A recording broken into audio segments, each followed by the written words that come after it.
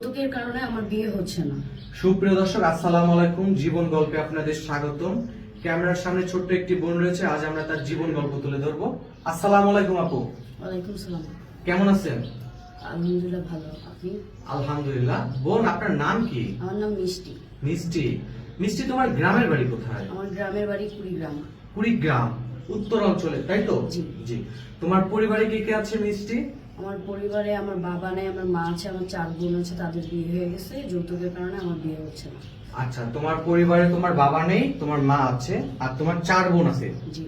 আচ্ছা, তোমার 4 বোন কি বড় না ছোট? আমার বড়। ও, তাদের বিয়ে হয়ে গেছে? জি। যাক, মাশাআল্লাহ। আচ্ছা, তোমার মা কি করে? আমার মা বাসায় কাজ করে। বাসা বাড়িতে কাজ করে? আচ্ছা, ঠিক আছে। তুমি প্রতিবেদনে মূলত আসার কারণটা কি?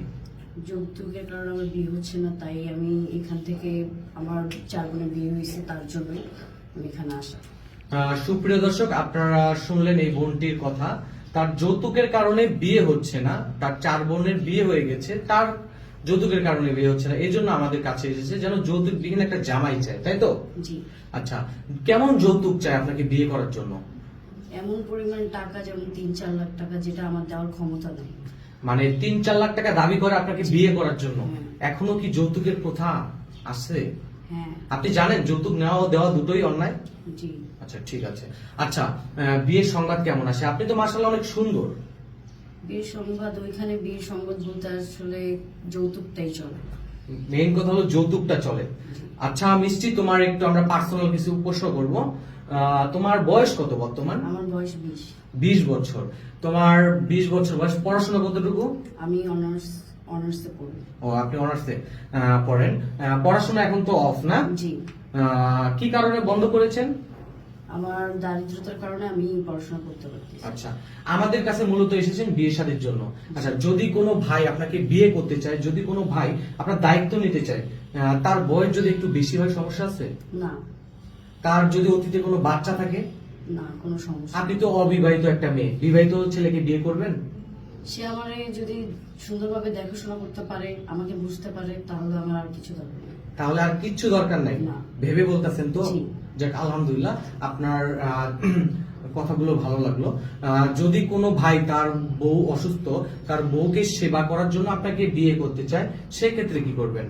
সেক্ষেত্রেও আমি বিয়ে করবো তাকে। সত্যি? জি। যাক, আলহামদুলিল্লাহ।